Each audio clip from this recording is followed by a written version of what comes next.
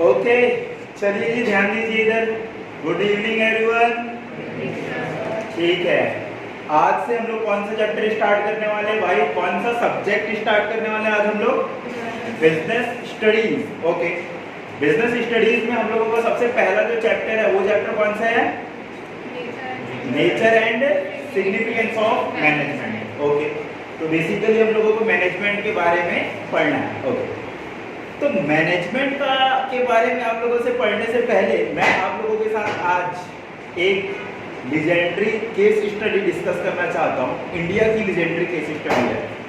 वो case study है किसकी? लिज्जत पापड़ की। जानते हो? जानते हो सारे के सारे? नहीं जानते? ठीक है, जो लोग जानते हैं उनको लिए अच्छी बात है भाई, एक बार और सुन लेना। और जो लोग नहीं जानते तो उन लोगों के लिए आज मैं इस लीजेंडरी स्टोरी को आप लोगों के सामने प्रेजेंट करने वाला। ठीक है, देखिए। चलिए, तो ये जो स्टोरी है लिज्जत पापड़ की, ये स्टोरी ऐसी स्टोरी है जिन्होंने अपनी कंपनी को शुरुआत किया हुआ था लोन लेके। कितने रुपए का लोन लेके? 80 रुपए का लोन लेके। और वो आज के डेट में उसकी वैल्यूएशन जो है वो कितने की है भाई बताओ?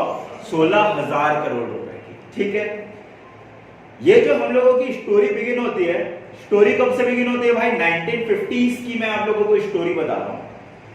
ये जो लिज्जत पापड़ है, लिज्जत पापड़ को कितने लोगों ने मिलकर स्टार्ट किया हुआ था? 7 वुमेन्स, 7 लोगों ने मिलकर स्टार्ट किया हुआ था 1950s के दौरान। 1950s एक इंडिया में एक ऐसा सिचुएशन था जब भाई देश उसी समय पे क्या हुआ था? आजाद हुआ था। और वुमेन की जो स्थिति थी बहुत खराब स्थिति थी। इंडिया में केवल 8% वुमेन बस ऐसे थे जो लोग लिटरेट थे। और लिटरेट का मतलब ऐसा नहीं कि बहुत हाईली क्वालिफाइड, केवल 8% लोग ऐसे थे जिन लोग लिख सकते थे या तो फिर रीड कर सकते थे। और 92% जो वुमेन की पॉपुलेशन थी वो इलिटरेट थी, ना तो पढ़ सकती थी ना ही वो लिख सकती थी। फिर भी 1959 में इन 7 वुमेन एक साथ मिलके आते और इन लोग सोचते हैं कि भाई हम लोगों को अपनी लाइवलीहुड के लिए कुछ करना है। और लाइवलीहुड के लिए जब कुछ करना है तो इन्होंने क्या डिसाइड करते पता है? हम लोग एक ऐसा काम करेंगे जिससे हम लोगों को घर से बाहर जाने की जरूरत ना पड़े, घर में ही रह के काम कर ले। दूसरी बात, ये जो काम करेंगे इसमें कोई एजुकेशन की रिक्वायरमेंट ना हो।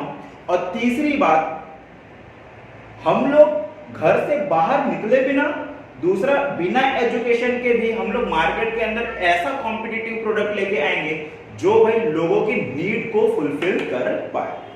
और लेडीज एंड जेंटलमैन, इस हिसाब से हम लोगों के पास नया आइडिया है, उसका क्या नाम था? लिज्जत पापड़। बिगिनिंग में इन्होंने जो 80 रुपए लिए हुए थे वो उधार में लिए हुए थे। किससे उधार में लिए हुए थे भाई? सोशल वर्कर से उधार में लिए हुए थे। और स्टार्टिंग में इन्होंने जो पापड़ बनाया घर के अंदर जो पापड़ बनाया वो पापड़ को इन्होंने सबसे पहले जिनसे उधार लिया हुआ था उसी शॉप में क्या किया भाई? सेल किया। मात्र 4 पैकेट पापड़ को। 4 पैकेट पापड़। जब ऐसी बिजनेस होती है ना, इस तरीके की बिजनेस, तो इनका जो यूएसपी होता है, यूएसपी का मतलब यूनिक सेल्स पॉइंट जो होता है वो क्या रहता है? इनका टेस्ट रहता है। तो इनका जो टेस्ट था और इनकी जो क्वालिटी थी वो इतनी शानदार थी कि माउथ बाय माउथ पब्लिसिटी होने लगी। और वो एक दुकान से लेके आसपास के जितने दुकानदार थे वो सारे के सारे इस लिज्जत पापड़ को क्या करने लगे भाई? खरीदने लगे। और वो जो कंपनी 1956 में 80 रुपए से चालू हुई थी, जिसकी वैल्यू कितनी हो गई भाई? 16,000 करोड़ रुपए की हो गई। ओके, जैसे जैसे ये लिज्जत पापड़ हम लोगों का ग्रो करने लगा, इनको क्या करना था भाई? अपने आप को ग्रो करने के लिए, एक्सपेंड करने के लिए और लोगों को हायर करने की जरूरत थी। अब इंडिया एक ऐसा ये उस समय की बात कर रहे हैं जब इंडिया में इतनी एम्प्लॉयमेंट अपॉर्चुनिटी नहीं थी। तो लिज्जत के पास ये स्ट्रॉन्ग अपॉर्चुनिटी थी कि वो लोग वेरी चीप लेबर पे क्या कर सकते थे भाई? वुमेन्स को अपने यहाँ हायर कर सकते थे, एकदम सस्ते दाम पे हायर कर सकते थे और उनसे काम करा के वो क्या कर लेते भाई? प्रॉफिट अर्न कर लेते। लेकिन जब पहली बार इन लोगों की बोर्ड मीटिंग हुई तब इन लोगों ने ये डिसाइड किया कि प्रॉफिट तो हम लोगों को अर्न करना ही करना है, लेकिन भाई प्रॉफिट अर्न करने के साथ साथ हम लोगों का जो मेन मोटिव रहेगा वो मेन मोटिव इंडिया की वुमेन्स को, ऐसी वुमेन्स जो लोकल एरिया से आती है, हम लोग उन लोगों को लाइवलीहुड प्रोवाइड करेंगे। और लाइवलीहुड भी ऐसा नहीं कि भाई उन लोगों को फुल टाइम देना है, भाई उन लोग अपने घर में ही रह के क्या करेंगे भाई, काम करेंगे। जब उन्होंने वुमेन्स को हायर करना चालू किया तो उन लोगों को एज अ एम्प्लॉय हायर नहीं किया, एज अ लेबर हायर नहीं किया, उन्होंने वुमेन्स को हायर किया एज अ ऑनर। जिन जिन लोगों को कंपनी के अंदर लेके आया उन लोगों को आते ही सैलरी के साथ साथ उन लोगों को क्या दे दिया गया भाई, स्टॉक ऑप्शन। स्टॉक ऑप्शन का मतलब उस कंपनी के शेयर दे दिए गए। शेयर दे दिए गए का मतलब क्या हुआ कि रिगार्डलेस कि भाई लिज्जत पापड़ के अंदर जो वुमेन ज्वाइन कर रही है उसकी एज कितनी है, किस कास्ट की है, किस रिलीजन की है, इससे कोई मतलब नहीं भाई, वो ऑनर रहेगी, मतलब ऑनर रहेगी। भले ही अगर कहीं न्यू ज्वाइनी है तो उसको हम लोग कम शेयर देंगे, जैसे जैसे उसका परफॉर्मेंस इंप्रूव होता जाएगा उसका स्टेक को हम लोग बढ़ाते जाएंगे। और ऐसा करने के साथ साथ वो जितने भी लोग लिज्जत पापड़ के साथ जुड़ने लगे वो क्या बन गए भाई, उस कंपनी के ऑनर बन गए, और उस कंपनी की जो भी प्रॉफिट और लॉस होने लगी उनमें उन लोगों का शेयर होने लगा। ओके, अब ये जो स्टोरी चालू हुई ना हम लोगों की 80 रुपए से 16,000 करोड़ रुपए की, तो रातों रात ये चीजें सक्सेसफुल हो जाती, ऐसा नहीं होता है। 80 रुपए से 16,000 करोड़, भाई सोचने में ही हम लोगों की हालत खराब हो जाती है। 16,000 करोड़ में कितने जीरो आते हैं पूछ लूंगा तो फिर अभी आप लोग बता नहीं पाओगे। बताओगे, बताओ भाई कितने जीरो आते हैं, गिनना पड़ेगा। ओके, गिनना तो पड़ रहा है ना, मतलब तो भाई मैं बता रहा हूं भाई कि ये जो स्टेप्स इन्होंने फॉलो किया, इनका प्रोडक्शन प्रोसेस, उस प्रोडक्शन प्रोसेस को हम लोग क्या करते हैं भाई, थोड़ा सा समझने की कोशिश करते हैं। अब ये जो प्रोडक्शन प्रोसेस लिज्जत जो फॉलो करता है, इसको समझने के लिए मैंने जो डॉक्यूमेंट्री आई हुई थी नेट जियोग्राफी का, जिसमें मेगा किचन करके आया हुआ था एपिसोड, वो एपिसोड को आप लोग चाहो तो खुद से देख सकते हो, नहीं तो फिर यहां पर मैं उसको समझा ही रहा हूं। देखो, इनकी जो प्रोडक्शन लाइन चालू होती है ना, सबसे पहला जो प्रोडक्शन लाइन होता है वो क्या, किस तरीके से चालू होता है, फैक्ट्री से स्टार्ट होता है। और फैक्ट्री में कैसे स्टार्ट होता है भाई, जो भी मसाला बनाने का काम है, मतलब डो बनाने का जो काम है, वो फैक्ट्री के अंदर होगा। ऐसा नहीं कि वुमेन्स को सारा का सारा मसाला दे दिया जाएगा, अब आप लोग घर के अंदर डो बनाओ, ऐसा नहीं होगा। जो डो बनाने का काम है, जो आटा गूंथने का काम है, वो कहां पर होगा, एक पर्टिकुलर जगह के अंदर होगा, उसके लिए डेडिकेटेड लोग होंगे। जैसे ही ये आटा गूंथ जाएगा, ये आटे को किसको दिया जाएगा भाई, उनके, किसको दिया जाएगा, उनके एम्प्लॉइज। क्या हम लोग उनको एम्प्लॉइज बोलेंगे क्या, नहीं, हम लोग उनको क्या बोलेंगे भाई, लिज्जत सिस्टर्स बोलेंगे। ठीक है, उन्होंने एम्प्लॉय वर्ड यूज ही नहीं किया, उन्होंने ये क्या वर्ड यूज किया, लिज्जत सिस्टर्स। और उसके बाद फिर क्या होने लगा भाई, देखो डो एक जगह पर्टिकुलर जगह पे बनने लगा, और डो बनने के बाद फिर क्या हुआ, उसको गूंथा गया, गूंथने के बाद फिर वो जो लिज्जत सिस्टर्स हैं, लिज्जत सिस्टर्स को प्रोवाइड कर दिया गया। इसके बाद फिर इन लोगों ने सिस्टम इस तरीके से बनाया कि ये जो लिज्जत सिस्टर्स हैं, इन लोगों को घर से पिक करेंगे और घर तक ही छोड़ेंगे विद देयर डोज, उनके डोज के साथ ही साथ। और घर के अंदर अब आपकी जिम्मेदारी है, जो भी टारगेट आपको दिया जाएगा उस टारगेट के हिसाब से आप लोगों को क्या करना पड़ेगा भाई, पापड़ बेलना पड़ेगा। अब ये जो पापड़ है भाई, अगर कहीं आप अकेले काम कर रहे हो, टारगेट ज्यादा आ गया, तो आप अपने फैमिली मेंबर का भी क्या ले सकते हो भाई, हेल्प ले सकते हो।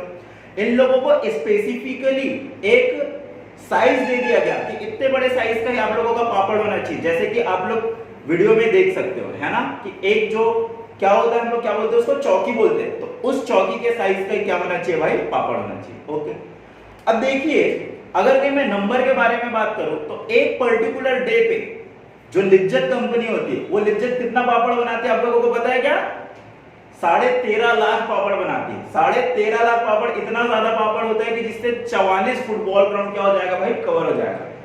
लेकिन इतने बड़े स्केल में काम कर रहे हैं, और लोग कहां पर काम कर रहे हैं भाई, घर के अंदर काम कर रहे हैं, तो ये इंश्योर करना भी बहुत ज्यादा जरूरी है कि भाई क्वालिटी मेंटेन हो रही है या फिर नहीं। तो उसके लिए भी लिज्जत ने क्या किया भाई, एक सिस्टम बनाया कि भाई जो लोग घर के अंदर आके काम करेंगे, तो भाई उन लोगों को घर का दरवाजा बंद नहीं करना है। हम लोग उनकी जो सीनियर लिज्जत सिस्टर्स होंगी वो आके चेक करेंगे कि भाई आप लोग क्वालिटी स्टैंडर्ड को फुलफिल कर रहे हो या फिर नहीं, सैनिटेशन फॉलो कर रहे हो या फिर नहीं, हम लोगों का जो स्टैंडर्ड है वो फॉलो कर रहे हो या फिर नहीं। तो वो क्वालिटी को भी कौन चेक करने लगे भाई, लिज्जत ने ये सिस्टम बनाया ताकि कस्टमर के पास सही प्रोडक्ट आए। और ये जो क्वालिटी चेक है वो केवल एक ही बार नहीं होगा, जब आपका मतलब लिज्जत सिस्टर जब इस पापड़ को सबमिट करने के लिए जाएंगे, वहां पर भी चेक किया जाएगा कि कि जितना डो दिया गया था उतना ही हम लोगों के पास वेट में पापड़ आया है या फिर नहीं। ऐसा तो नहीं कि भाई लोग घपला तो नहीं कर रहे हैं। भाई आप भले ही लिज्जत के अंदर जुड़े हुए हो, इसका ये मतलब नहीं कि ईमानदार हो गए, है ना। तो वही सारी की सारी क्वालिटी चेक्स भी वहां पर होने लगे। ओके, अब देखिए आपको ओनर बना दिया, इसका ये मतलब नहीं है कि भाई रेम्यूनरेशन नहीं देंगे, डायरेक्टली प्रॉफिट या लॉस में हिस्सा देंगे, नहीं भाई। आप हर एक रोज क्या कर रहे हो भाई, डो कलेक्ट कर रहे हो और डो से पापड़ बना रहे हो, तो उसका जो वेजेस है, जो रेम्यूनरेशन है, वो भी आप लोगों को पर डे मिल जाएगा। जब आप लोग कहां पर काम करोगे भाई, सबमिट करोगे अपने पापड़ को, सबमिट करोगे तब। तो ये सिस्टम किसने बना के रखा भाई, लिज्जत पापड़ ने बनाकर रखा। ओके, ये डेली रेम्यूनरेशन का सिस्टम हुआ। अब डेली रेम्यूनरेशन जैसे ही पापड़ वापड़ सब आ गया, उसके बाद फिर इन्होंने ये पूरे का पूरा सिस्टम बनाया कि सारे के सारे पापड़ को बड़े बड़े बॉक्स में क्या कर दिया जाएगा भाई, पैक किया जाएगा। पैक करने के साथ साथ उसमें लेबलिंग डाली जाएगी। लेबलिंग में बताया जाएगा भाई कि कितने पापड़ है, डेट ऑफ मैन्युफैक्चरिंग क्या है, आप लोगों का एक्सपायरी डेट क्या है, कितना केजी का पापड़ है। ऐसा कर करके इन्होंने सारी की सारी काम, आप लोग स्क्रीन पे देख सकते हो कि कोई भी जो काम कर रहे हैं वो लोग मेल अंदर है नहीं, सारे के सारे कौन है भाई, फीमेल है। ट्रक के अंदर भी चढ़ाने का जो काम है वो काम भी देखना आगे जाके कौन कर रही है भाई, फीमेल्स ही कर रही है। अंदर में बस जहां पर रिक्वायरमेंट है बस वहीं पर आप लोगों को कोई मेल दिखेगा, ठीक है। इस तरीके से इनका काम होने लगा। और एक और बात, इतना काम करने के बाद भी केवल और केवल लिज्जत ऐसा नहीं कि भाई इंडिया में ही काम कर रहा है, इंडिया के अलावा भी आप लोग देखोगे तो फिर Holland, United kingdom, China, Japan, ऐसे जगह जगह में क्या करता है भाई, लिज्जत अपने प्रोडक्ट को बेचता है। और आज के डेट में लिज्जत के पास जो करंटली लिज्जत सिस्टर्स हैं, आज जो रजिस्टर्ड लिज्जत सिस्टर्स हैं, वो कितने लिज्जत सिस्टर रजिस्टर्ड है पता है आप लोगों को, 45,000 लिज्जत सिस्टर्स लिज्जत कंपनी के साथ जुड़े हुए हैं। मतलब लिज्जत 45,000 वुमेन्स को क्या प्रोवाइड कर रहा है भाई, एम्प्लॉयमेंट अपॉर्चुनिटी। ये आप लोगों की अडानी कंपनी से भी बहुत ज्यादा है, ठीक है। एग्जैक्ट नंबर मेरे को नहीं पता कि अडानी के पास कितने एम्प्लॉयमेंट है, कितने एम्प्लॉय, लेकिन 45,000 नहीं है, ठीक है। बहुत कम कंपनियां होती है क्योंकि वहां उन लोगों का काम क्या है, मैकेनिकल काम होता है। चाहते तो लिज्जत भी आज के डेट में मशीन इंस्टॉल करा देते और मशीन के थ्रू काम करते, भाई प्रॉफिट मेक कर रहे होते, लेकिन उनका ऑप्शन प्लान ये नहीं था। इंडिया में 16 स्टेट में 82 ब्रांच है लिज्जत के। हर एक रोज इन लोग कितना पापड़ बनाते हैं भाई, 13.5 लाख के तकरीबन पापड़ बनाते हैं। एक साल की बात करेंगे तो इन लोग कितना पापड़ बनाते हैं पता है, 4.5 बिलियन। 4.5 बिलियन, ये इतना पापड़ होता है कि भाई आप लोग अर्थ को कितने बार लपेट सकते हो, 21 बार लपेट सकते हो।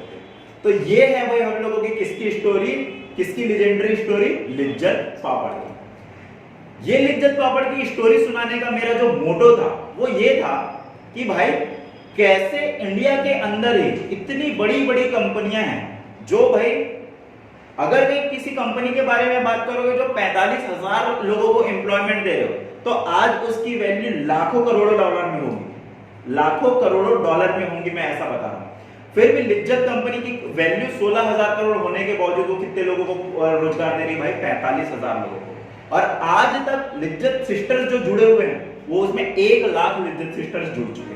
तो इतने बड़े ऑर्गेनाइजेशन को चला पाना क्या आसान काम है क्या? नहीं, कोई आसान काम नहीं है। उन्होंने एक सिस्टमैटिक प्रोसेस बनाया हुआ है कि भाई हम लोग एम्प्लॉयमेंट दे रहे हैं, इसका ये मतलब नहीं कि भाई हम लोग कस्टमर को भूल जाएंगे। कस्टमर को भी तो ध्यान में रखना है भाई कि कस्टमर के पास पर्टिकुलर जो प्रोडक्ट जा रहा है उसकी क्वालिटी भी अच्छी होनी चाहिए। तो ये पूरी की पूरी तरीके से क्या अचानक से हो गया होगा क्या एक दिन में? नहीं, ये बरसों की मेहनत है। उन्होंने पूरा का पूरा सिस्टम डेवलप किया होगा। और एक और बात, लिज्जत जब कभी भी अपने स्पाइसेस वगैरह लेके आता है तो वो स्पेसिफिक होता है। अगर के लौंग लेके आ रहा है, अजवाइन लेके आ रहा है, तो ऐसा नहीं कि किसी भी जगह से, अफगानिस्तान से उनकी चीजें आती, तो दैट मींस ये भी एक सिस्टम है। तो अचानक से डेवलप नहीं होती। इसी ये जो सिस्टम जो एक ऑर्गेनाइजेशन को चलाता है उसी को हम लोग क्या बोलते हैं भाई? मैनेजमेंट बोलते हैं। जो बैक ऑफ द एंड के अंदर काम करता है, जो एक ऑर्गेनाइजेशन को सक्सेसफुल बनाता है, वही सिस्टम हम लोगों का क्या है? मैनेजमेंट। और उसी चैप्टर के बारे में हम लोग कहां पर पढ़ने वाले हैं? आज पढ़ने वाले हैं। ठीक है जी। तो बहुत अच्छी पृष्ठभूमि रखने के बाद आज हम लोग क्या हमसे चैप्टर स्टार्ट कर लेंगे भाई? मैनेजमेंट का चैप्टर स्टार्ट कर लेंगे। अब ये जो मैनेजमेंट के बारे में बात किया हूं, तो ये तो समझ में तो आ गया भाई कि ये जो हम लोगों का मैनेजमेंट है, ये मैनेजमेंट हम लोगों के लिज्जत पापड़ के अंदर मैनेजमेंट शानदार तरीके से काम कर रहा है। लेकिन क्या ऐसा नहीं है क्या कि मैनेजमेंट जो है वो बड़ी बड़ी ऑर्गेनाइजेशन में ही काम करता होगा, छोटी ऑर्गेनाइजेशन के अंदर नहीं करता होगा?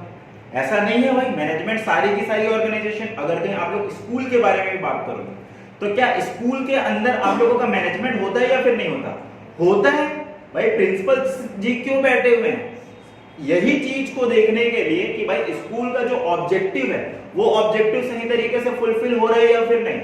अगर कहीं हर एक टीचर आज उसका जो मन कर रहा है, मतलब टीचर नहीं, कोई किसी को पोस्ट नहीं दिया गया, 50 लोग आ रहे हैं, जिसका जो मर्जी मन कर रहा है पढ़ा रहा है, जिसका मतलब कि केमिस्ट्री वाला टीचर कभी कॉमर्स में घुस जा रहा है, 12th वाला टीचर कभी केजी 1 को पढ़ा रहा है, केजी 1 वाला टीचर, तो ऐसे में क्या ऑर्गेनाइजेशन चल पाएगा क्या? नहीं। दैट मींस आपके स्कूल के भी अंदर क्या हो रहा है भाई? मैनेजमेंट हो रहा है। ठीक है, ओके। और अगर कहीं किसी चीज को मैनेज करनी है, अच्छे तरीके से मैनेज करनी है, तो क्या आप ही आप हो जाएगा क्या? आप ही आप नहीं होगा। उसके लिए आप लोगों को खुद का अपना एफर्ट देना पड़ेगा, और वो जो एफर्ट देते हैं हम लोग उसको क्या बोलते हैं भाई? Deliberate effort. अब हम लोग एक काम करते हैं, नोट्स में देखते हैं भाई क्या क्या लिखा हुआ है। देखिए सबसे पहली बात क्या लिखी हुई है इसके अंदर? सबसे पहली बात इसके अंदर लिखी हुई है कि हम लोगों का जो सक्सेसफुल ऑर्गेनाइजेशन होते हैं, do not achieve their goal by the chance but they follow the deliberate process called the management. जो भी सक्सेसफुल ऑर्गेनाइजेशन होंगे वो लोग झटके से, बाय लक, उनकी किस्मत अच्छी है इस कारण से सक्सेसफुल नहीं होंगे। वो लोग जानबूझ के अपने तरफ से एफर्ट देंगे, और उसी एफर्ट को हम लोग क्या बोलेंगे भाई? मैनेजमेंट बोलेंगे। No matter what the organization is और what the goal of might be, they all have something in common, the management and the manager. चाहे छोटा ऑर्गेनाइजेशन हो चाहे बड़ा ऑर्गेनाइजेशन हो, चाहे आप अपने ऑर्गेनाइजेशन का मोटिव प्रॉफिट कमाने के लिए रखे हो, चाहे आप लोगों का नॉन प्रॉफिट हो, क्या ये जो हम लोगों की रिलीजियस ऑर्गेनाइजेशन होती है या नॉन प्रॉफिट ऑर्गेनाइजेशन होती है, उन लोगों को मैनेजमेंट करने की जरूरत नहीं पड़ती होगी क्या? बताओ तो। मैनेजमेंट करने की जरूरत पड़ती होगी या फिर नहीं पड़ती होगी भाई?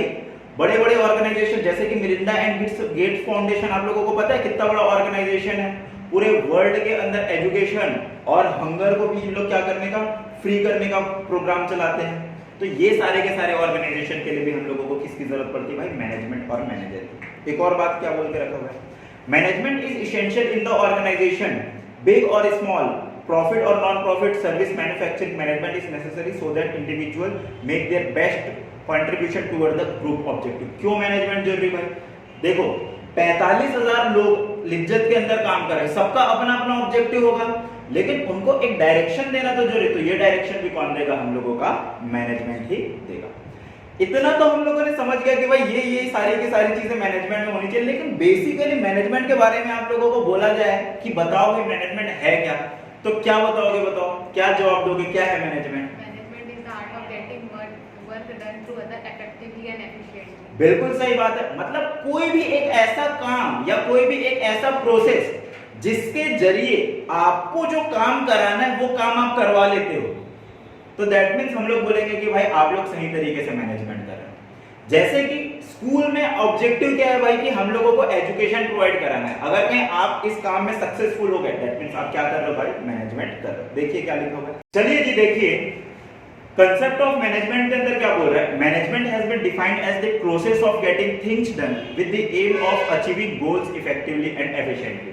मतलब कि आप लोगों ने कोई भी गोल या तो फिर टारगेट रखा हुआ है, अगर कहीं उस गोल और टारगेट को अगर कहीं इफेक्टिवली और एफिशिएंटली अचीव कर पा रहे हो, उस गोल को, अपने टारगेट को पूरा कर पा रहे हो, दैट मींस ऑर्गेनाइजेशन के अंदर तो हम लोग क्या बोलेंगे कि भाई आप मैनेजमेंट कर रहे हो। ठीक है। अब ये जो डेफिनेशन है, इस डेफिनेशन के अंदर हम लोगों को 3 इंपॉर्टेंट टर्म दिया गया है, और उसी को हम लोग क्या बोलेंगे कि भाई ये मैनेजमेंट का कंपोनेंट है। कौन कौन से 3 इंपॉर्टेंट टर्म दिए हुए हैं बोल के बताओ? इफेक्टिवली और प्रोसेस। ठीक है। कंपोनेंट दिए हुए हैं भाई, देखो 3 कंपोनेंट। सबसे पहला जो कंपोनेंट दिया हुआ है वो है क्या? प्रोसेस। सेकंड जो कंपोनेंट दिया हुआ है वो दिया हुआ है इफेक्टिवली, और लास्ट जो दिया हुआ है वो क्या दिया हुआ है भाई? एफिशिएंटली। तो इन तीनों टर्म का मतलब क्या होता है, इससे रिलेटेड आप लोगों को क्वेश्चन आएगा ही आएगा, चाहे आप लोगों को केस स्टडी है, चाहे आप लोगों को डायरेक्ट क्वेश्चन है, लेकिन क्वेश्चन आप लोगों को आएगा ही आएगा। तो पहली बात को चीज को समझते हैं भाई कि प्रोसेस क्या होता है। क्या होता है प्रोसेस बताओ तो? 2 अलग अलग टर्म होते हैं, एक को हम लोग बोलते हैं एक्टिविटी, एक को हम लोग बोलते हैं इवेंट, और तीसरे को हम लोग बोलते हैं क्या? प्रोसेस। एक्टिविटी एंड इवेंट, और दूसरे को हम लोग बोलते हैं क्या? प्रोसेस। अगर कहीं मैं पापड़ बनाने के बारे में बात करूं तो पापड़ बनाना एक एक्टिविटी है या फिर प्रोसेस है? क्यों प्रोसेस है भाई बताओ? देखिए एक्टिविटी का क्या मतलब होता है, अगर कहीं कोई एक काम के बारे में बात करेंगे तो वो एक एक्टिविटी है तो फिर इवेंट को बताएगा। जैसे कि भाई पापड़ को बेलना ये एक एक्टिविटी है, लेकिन क्या पापड़ को बनाने में केवल बेलने का बस काम होता है क्या? नहीं भाई, आप लोगों को सारे के सारे रॉ मटेरियल को एक डेफिनेट क्वांटिटी में आप लोगों को कलेक्ट करना है, उसके बाद फिर डो बनाना है, ये दूसरा काम हुआ। तीसरा काम क्या हुआ भाई? इसको बेलना। और चौथा काम क्या हुआ भाई? इसको सुखाना। तो चार अलग अलग एक्टिविटी मिलके हम लोगों की क्या बन रही है भाई? प्रोसेस। तो मैनेजमेंट के भी अंदर अगर हम लोग बात करेंगे तो एक काम कर लोगे और उसके बाद फिर मैनेजमेंट आप लोगों का कंप्लीट हो जाएगा, ऐसा नहीं है। मैनेजमेंट के भी अंदर आप लोगों को बहुत सारे काम करने पड़ते हैं, बहुत सारी एक्टिविटी करनी पड़ती है। कुछ एक्टिविटी के बारे में आप लोगों को पता है क्या? प्लानिंग, ऑर्गेनाइजिंग, स्टाफिंग, डायरेक्टिंग और कंट्रोलिंग। ये सारा का सारा काम आप लोग अगर मैनेजमेंट के अंदर करते हो तब जाके आप लोगों का मैनेजमेंट क्या होता है? कंप्लीट होता है। तो प्रोसेस बेसिकली हम लोगों का क्या है? Process refer to the primary function of the planning, organising, staffing, directing and the controlling perform by the management to get the things done. ये 5 काम हम लोगों को करने पड़ते हैं, तब जाके हम लोगों का जो ऑब्जेक्टिव है, हमारे डिजायर्ड रिजल्ट है, वो हम लोगों के क्या हो पाते हैं भाई? फुलफिल हो पाते हैं, वो हमारे अचीव हो पाते हैं। दूसरा जो इंपॉर्टेंट कंपोनेंट है हम लोगों का मैनेजमेंट के अंदर, वो हम लोगों का क्या है बताओ? इफेक्टिवनेस। क्या होता है इफेक्टिवनेस का मतलब?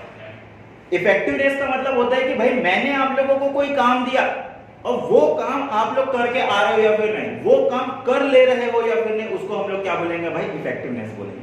जैसे कि मैंने आप लोगों को होमवर्क में 2 क्वेश्चन दिया, आप लोग रात और दिन जग गए भाई, एक दिन की छुट्टी थी भाई, ना तो आप लोगों ने खेला ना तो कुछ किया, आप लोगों ने लगे रहे भाई, और 2 क्वेश्चन जो होने चाहिए थे 10 मिनट के अंदर आप लोगों ने पूरे दिन लगा दिए। खाना भी भाई बोला कि नहीं आज तो मैं यही करके दिखाऊंगा, 2 क्वेश्चन बस किया, तो मैं क्या बोलूंगा भाई? शाबाश, आप लोग क्या हो? इफेक्टिव हो। लेकिन अंदर की बात को कौन जानता है भाई? आप जानते हो। आप लोगों ने अपना पूरा बेड़ा गर्क कर दिया भाई। किसी भी काम को किसी भी कॉस्ट पे कर लोगे तो क्या अच्छी बात है क्या?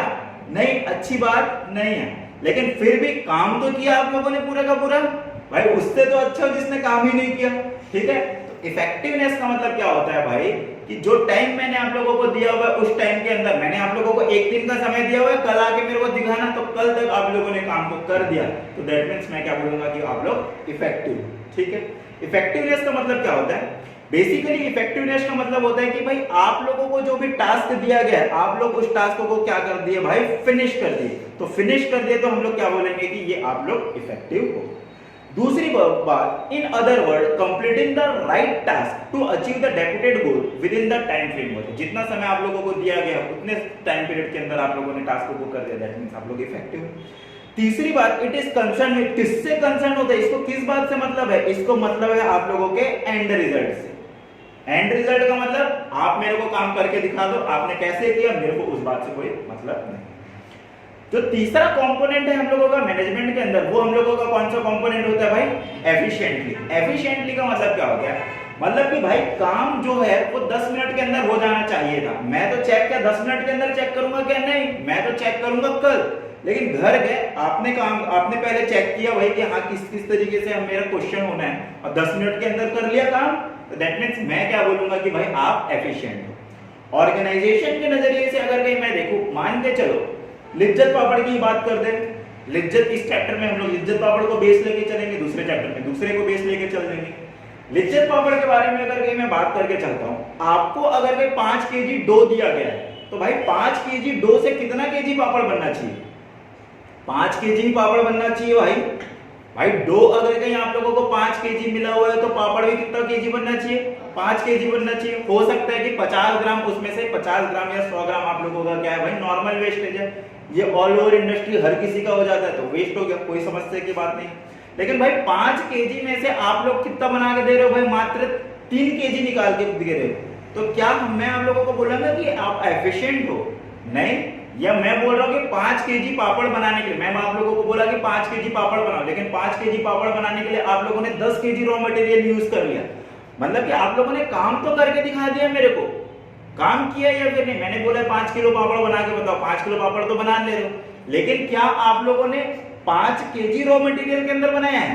नहीं भाई, उसमें लगना चाहिए था 5 केजी, लेकिन आप लोगों ने लगा दिया 10 केजी, तो हम लोग बोलेंगे आप लोग इफेक्टिव तो हो लेकिन एफिशिएंट नहीं हो। ठीक है, तो ये वही बोला गया।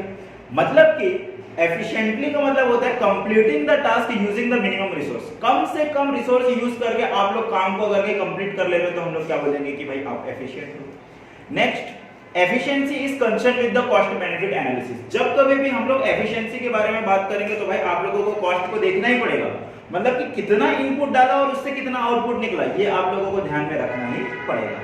नेक्स्ट, और क्या बात बोला गया, efficiency is increased when same benefit और the output is derived from the less output. मतलब कि आपको बोला जा रहा है भाई कि 5 किलो आप लोगों को पापड़ बनाना है, आमतौर पे आप लोगों का पापड़ जो है वो 6 किलो के रॉ मटेरियल में बनता है, मतलब इंडस्ट्री का स्टैंडर्ड है, लेकिन आपको पापड़ बनाने के लिए दिया गया तो आप मात्र 5.5 केजी के रॉ मटेरियल में बना दिए, तो मैं क्या बोलूंगा कि आप लोग अदर एम्प्लॉय से ज्यादा एफिशिएंट हो। मतलब कि या तो आउटपुट को बढ़ा दो या तो इनपुट को कम कर दो, तो दोनों केस में हम लोग क्या बोलेंगे कि भाई आप लोगों की एफिशिएंसी बढ़ गई। ये क्वेश्चन आ सकता है एमसीक्यू कि आउटपुट का बढ़ना same level of raw material पे या फिर सेम आउटपुट के लिए कम इनपुट को यूज करना, दोनों हम लोगों के किस चीज का बताता है भाई, हमारे एफिशिएंसी को बताता है। ठीक है जी, ओके। अब देखिए एक क्वेश्चन आप लोगों के पास 3 नंबर या तो फिर 4 नंबर का आ सकता है कि एक्सप्लेन करने के लिए बोल देगा इफेक्टिवनेस वर्सेस एफिशिएंसी। बस आप लोगों को यही बोल दे रहा है कि इफेक्टिवनेस वर्सेस एफिशिएंसी को एक्सप्लेन करो। मतलब क्या है भाई इस क्वेश्चन का?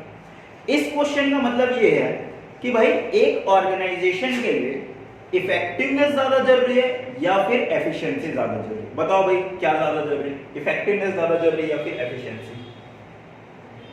दोनों, बिल्कुल सही बात है भाई।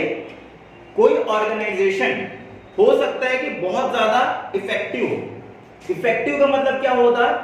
इफेक्टिव का मतलब क्या होता है? इफेक्टिव का मतलब होता है कि भाई जो काम दिया जाता है वो काम पूरा का पूरा कर लेता है, लेकिन भाई आपके रिसोर्स की वो ऐसी की तैसी कर देता है। रिसोर्स की ऐसी की तैसी कर देता है मतलब भाई 5 किलो पापड़ बनाने के लिए लगना चाहिए 5.5 किलो डो, तो वो लगा देता है भाई 15 किलो। भाई काम करके दे रहा है लेकिन आप लोगों का बेइंतहा नुकसान कर रहा है, तो हम लोग क्या बोलेंगे, वो ऑर्गेनाइजेशन इफेक्टिव है लेकिन एफिशिएंट नहीं है। दूसरी तरफ एक ऐसे तरह का ऑर्गेनाइजेशन हो सकता है जो इफेक्टिव नहीं है लेकिन एफिशिएंट है। वो बोलता है कि भाई जैसे कि मेरे पास ऑर्डर आया, कितने का ऑर्डर आया, मेरे पास ऑर्डर आया कि भाई मेरे को 10,000 पापड़ भेजना है, कहीं भी भेजना है। मैंने बोला कि भाई 10,000 पापड़ आप लोगों को बनाना है और आप लोगों को ध्यान रखना बहुत एफिशिएंट रहोगे। ठीक है, 5.5 किलो के रॉ मटेरियल में आप लोगों को क्या बनाना है भाई, 5 किलो पापड़। तो सारे के सारे एकदम ध्यान रख के बना रहे, ध्यान रख के बना रहे। हर बंदा 5.5 किलो तो क्या बस 5 किलो का ही रॉ मटेरियल ले रहा है और पूरे के पूरे 5 किलो पापड़ बना दे रहा है।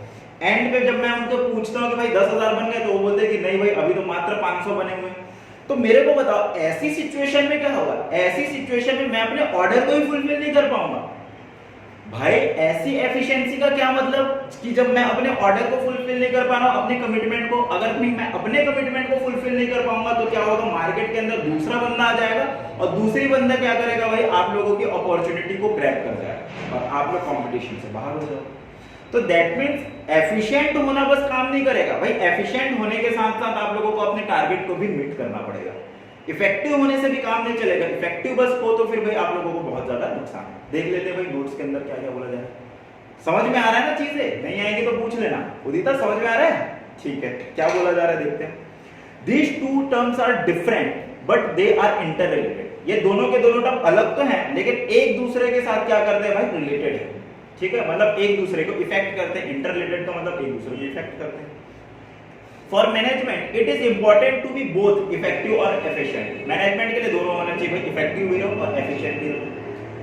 इफेक्टिवनेस का क्या मतलब है? Effectiveness is about doing the right task, completing the assigned job on the time no matter whatever the cost. ये आप लोगों को पता है, इफेक्टिव का मतलब काम करके दो भाई, कॉस्ट कितना भी लगे हमको कोई मतलब नहीं। वहीं अगर के एफिशिएंसी के बारे में बात करेंगे तो एफिशिएंसी का मतलब efficiency is about doing the task in the cost effective manner. Cost effective manner में काम करो, दैट मींस ज्यादा से ज्यादा आउटपुट दो कम से कम इनपुट से, तो हम लोग क्या बोलेंगे कि ये एफिशिएंसी है। तो अगर ये क्वेश्चन आया तो ये बात को तो आप लोगों को लिखना ही लिखना है। क्या क्या लिखना है भाई? एफिशिएंसी का क्या मतलब होता है, इफेक्टिवनेस का क्या मतलब होता है, और दोनों के दोनों इंपॉर्टेंट है, दोनों के दोनों इंटररिलेटेड है। इस तरीके से आगे और क्या लिख रहे हैं, आगे फिर आप लोगों को वही बता देना है कि it is easier to be effective and ignore the efficiency, that means completing the given task but at the higher cost. भाई काम आप कंप्लीट कर दे रहे हो लेकिन बहुत ज्यादा खर्चा लगा दे रहे हो, तो ये करना क्या आसान है क्या? हाँ जी ये आसान है, ऐसा तो कर ही सकते हो, कर सकते हो कि नहीं कर सकते? ठीक है। दूसरी बात और क्या बोल रही है, at that time a business may concentrate more on producing goods with fewer resources, cutting down the cost but not achieving the target of the production। जो बात मैंने बताया कि ऑर्गेनाइजेशन बहुत ज्यादा इस बात पे एम्फेसिस दे रहा है, इस बात पे ज्यादा महत्व दे रहा है कि भाई मेरे को तो अपने कॉस्ट को बचाना है। कॉस्ट बचाने के कारण आप लोगों को कॉस्ट बचाने के चलते में उसने वो क्या कर रहा है भाई, टारगेट को मीट नहीं कर पा रहे। Consequently goods do not reach the market, जिसके कारण गुड्स मार्केट में रीच नहीं हो पाएगा and hence the demand for them decline and competitor enter the market. ये बड़ी समस्या है अगर कहीं आप लोग केवल एफिशिएंसी पे ध्यान दोगे। इसके बाद फिर ये दो बात आप लोग एग्जांपल से बता दोगे, उसके बाद फिर क्या बोला जा रहा है, usually the high efficiency is associated with the high effectiveness which is the aim of all manager. हर एक मैनेजर का ये एम होना चाहिए मेरे ऑर्गेनाइजेशन में लोग इफेक्टिव भी रहे और एफिशिएंट भी रहे। But undue emphasis on the high efficiency without effectiveness is also not desirable। मतलब कि आप लोग केवल और केवल कॉस्ट कम करने पे ध्यान दे रहे हो और टारगेट ही मीट नहीं कर पा रहे हो, तो भाई ये हम लोगों के लिए कोई काम का नहीं है। ऐसी एफिशिएंसी हम लोगों को नहीं चाहिए। और लास्ट बात इन लोगों आप लोगों को ये लिख देना, poor management is due to both inefficiency and the ineffectiveness. एक ऑर्गेनाइजेशन में एफिशिएंसी भी नहीं है और इफेक्टिवनेस भी नहीं है, तो भाई क्या वो ऑर्गेनाइजेशन सर्वाइव कर पाएगा क्या? नहीं, तो वो ऑर्गेनाइजेशन सर्वाइव नहीं कर पाएगा। इस तरीके से आप लोगों को एक क्वेश्चन आ सकता है 3 नंबर का, 4 नंबर का। तो इतने सारे के सारे पॉइंट लिखने हैं। कैसे कैसे लिखना है भाई? इफेक्टिवनेस और एफिशिएंसी इंटर रिलेटेड है, इंटर रिलेटेड है सबसे पहली बात तो। दूसरी बात भाई, इफेक्टिवनेस और एफिशिएंसी दोनों के दोनों हम लोगों के लिए क्या है भाई, बहुत ज्यादा इंपॉर्टेंट है। तीसरी बात आप लोगों को एफिशिएंसी का डेफिनेशन लिख देना है, इफेक्टिवनेस का डेफिनेशन लिख देना है। इसके बाद फिर आप लोगों को बताना है कि भाई इफेक्टिव होना आसान है अगर कहीं आप लोग कॉस्ट को इग्नोर कर दोगे। एफिशिएंट हो जाओगे तो फिर उसकी समस्या क्या है, एफिशिएंट होगे और कॉस्ट और इफेक्टिव नहीं रहोगे तो उसकी समस्या क्या है। उसके बाद फिर तीनों का आप लोगों को क्रक्स दे देना, ठीक है। इस तरीके से आप लोगों को आंसर लिखना है, ठीक है। समझ में आया आप लोगों को कंपोनेंट, ठीक है। प्रोसेस समझ में आया, इफेक्टिवनेस समझ में आया, एफिशिएंसी समझ में आया, ठीक है। मैनेजमेंट का अगर कहीं आप लोगों को डेफिनेशन आ जाएगा 3 नंबर का आ गया कि डिफाइन करिए भाई मैनेजमेंट को, तो मैनेजमेंट का सबसे पहले डेफिनेशन लिख देना कि ये एक प्रोसेस है जिसमें हम लोगों का टारगेट होता है कि गोल को अचीव करें इफेक्टिवली और एफिशिएंटली। उसके बाद फिर तीनों टर्म को आप लोगों को समझाना है। कौन से 3 टर्म को? प्रोसेस को, इफेक्टिवनेस को और एफिशिएंसी, ठीक है। आगे बढ़ेंगे, आगे बढ़ेंगे भाई। ओके एवरीवन, नेक्स्ट टॉपिक जाने से पहले बस एक छोटा सा इंफॉर्मेशन आप लोगों को देना चाहता हूं। अगर कहीं आप लोगों को ये लेक्चर पसंद आ रही है और आप लोग क्लासरूम के फुल लेक्चर लेना चाहते हो, क्लासरूम के फुल लेक्चर का मतलब है कि जिसमें हम लोग एनसीईआरटी के सारे क्वेश्चन कराते हैं, सीबीएसई का सैंपल पेपर का क्वेश्चन, पास्ट ईयर का क्वेश्चन, और जो आपके आज का ट्रेंड चल रहा है जिसमें केस स्टडीज के सारे क्वेश्चन आते हैं वो क्वेश्चन करना चाहते हैं, तो आप लोग पूरा कोर्स परचेज कर सकते हैं। पूरा कोर्स जो परचेज करेंगे तो उसकी जो फीस है वो फीस है हम लोगों की 2700 पर ईयर। पूरे के पूरे साल की जो फीस है वो 2700 रुपए पर ईयर की है। लेकिन आज अगर कहीं आप लोग परचेज करते हैं, आप लोगों के लिए स्पेसिफिकली इसको मैं 50% से भी कम में प्रोवाइड कर रहा हूं, जो 2700 ना होके ओनली इसकी कीमत रहेगी 1300। तो 1300 में अगर कहीं आप लोग पूरा का पूरा कोर्स परचेज करना चाहते हैं तो लिंक मैं डिस्क्रिप्शन में दे रहा हूं, या तो फिर आप लोग चाहें तो डायरेक्टली मेरे नाम से दैट इज www.shreyansarya.com पे आप लोग जा सकते हैं, जो स्क्रीन में लिखा हुआ है वो, या तो फिर डिस्क्रिप्शन लिंक भी चेक कर सकते हैं। फिर भी फर्दर कोई क्वेरी आती है, कोई डाउट आता है तो आप लोग डायरेक्टली कॉल कर सकते हैं। नंबर आपकी स्क्रीन पे शो हो गया है 6267016821, या तो फिर एक और नंबर है 8109699107। ठीक है बच्चों, तो यही इंफॉर्मेशन देना था आप लोगों को और हम लोग नेक्स्ट टॉपिक की तरफ आगे बढ़ते हैं। चलिए जी, नेक्स्ट टॉपिक हम लोग देख लेते हैं भाई। डिफरेंस दिया हुआ है हम लोगों को इफेक्टिवनेस और एफिशिएंसी का। चलिए, डिफरेंस जो दिया हुआ है हम लोगों को इफेक्टिवनेस और एफिशिएंसी, मीनिंग अगर की बात करें तो इफेक्टिवनेस का क्या मतलब होता है, काम को टाइम पे करना, और एफिशिएंसी का मतलब क्या होता है भाई, काम को करना लेकिन मिनिमम कॉस्ट में करना। सिंपल वर्ड में अगर कहीं बोलेंगे तो सही टास्कों को करना, और एफिशिएंसी का मतलब it means doing things correctly in a faster and the cost efficient manner. काम को जल्दी करो और कॉस्ट एफिशिएंट में करो। ये हम लोगों का किस में आ जाएगा, एफिशिएंसी में आ जाएगा। ऑब्जेक्टिव बताओ भाई, इफेक्टिवनेस की ऑब्जेक्टिव क्या है? क्या ऑब्जेक्टिव है? कि काम कंप्लीट होना चाहिए। और एफिशिएंसी की ऑब्जेक्टिव क्या है? कॉस्ट सेव होना चाहिए। ठीक है, मेन फोकस किस में है भाई? इफेक्टिवनेस का मेन फोकस किस में है? टाइम पे, टाइम पे। और भाई हम लोगों की एफिशिएंसी का मेन फोकस किस में है? कॉस्ट पे, कॉस्ट को बचाना है। ठीक है, चलो तो बिजनेस स्टडीज में आज के लिए बस इतना ही है ना। अगली जो टॉपिक है वो कब करेंगे हम लोग? कल करेंगे। ठीक है।